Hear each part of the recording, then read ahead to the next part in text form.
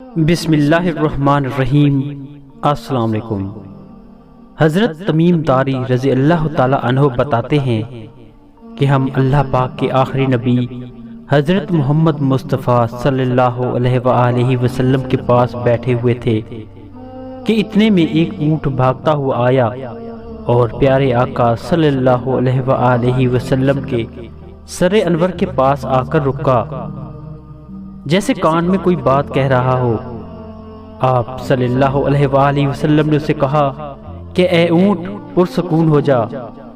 صحابہ کرام نے عرض کی، یا رسول اللہ صلی اللہ علیہ وآلہ وسلم، یہ اونٹ کیا عرض کر رہا ہے؟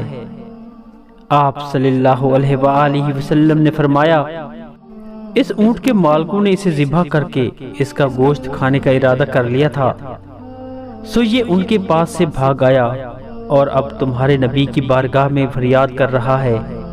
یہ گفتگو چل ہی رہی تھی کہ اتنے میں اونٹ کے مالکان آ گئے اور عرض کرنے لگے، یا رسول اللہ صلی اللہ علیہ وآلہ وسلم، یہ ہمارا اونٹ ہے جو 3 دن سے بھاگا ہوا ہے، اور آج یہ ہمیں آپ صلی اللہ علیہ وآلہ وسلم کے پاس سے ملا ہے۔ آپ صلی اللہ علیہ وآلہ وسلم نے فرمایا، یہ اونٹ تمہارے پاس پلا بڑھا، اس نے ایک عرصہ تمہاری خدمت کی، اور اب جب یہ اس عمر کو آ پہنچا تو تم اسے ذبح کر رہے ہو۔ ایک اچھے خدمت گزار کو اس کے مالک یہ صلہ دیتے ہیں۔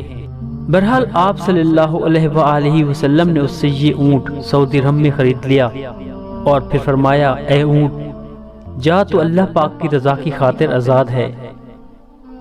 اس کے بعد اس اونٹ نے آپ صلی اللہ علیہ وآلہ وسلم کے سر مبارک کے پاس اپنا منہ لے جا کر 4 دعائیں مانگی۔ پہلی دعا، اے نبی محترم، اللہ پاک آپ کو اسلام اور قرآن کی طرف سے بہترین جزا عطا فرمائے۔ دوسری دعا، اللہ پاک قیامت کے روز آپ کی امت سے اسی طرح خوف کو دور فرمائے جس طرح آپ نے مجھ سے دور فرمایا ہے۔